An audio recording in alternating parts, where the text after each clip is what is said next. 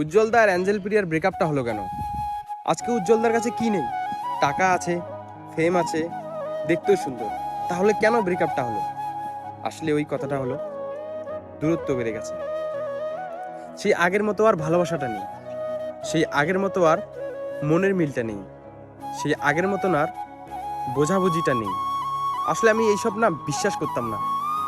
তারপরে আমি উজ্জ্বলদার এই কমেন্টটা দেখি, তারপরে যখন আমি অ্যাঞ্জেল প্রিয়ার এই ভিডিওটা দেখি, আমি ফ্রেন্ড হিসাবে ওর সাথে আমি কথা বলি এবং ওর সাথে আমার ভিডিও কলও হয়।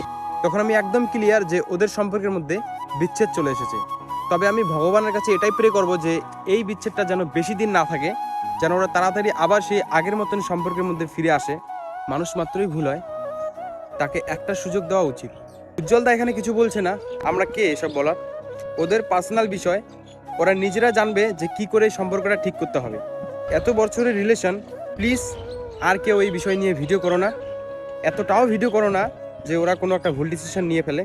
তো প্লিজ প্লিজ প্লিজ আমি বলবো যে এখন থামো সবাই, ওদের বিষয় ওদেরকে হ্যান্ডেল করতে দাও প্লিজ।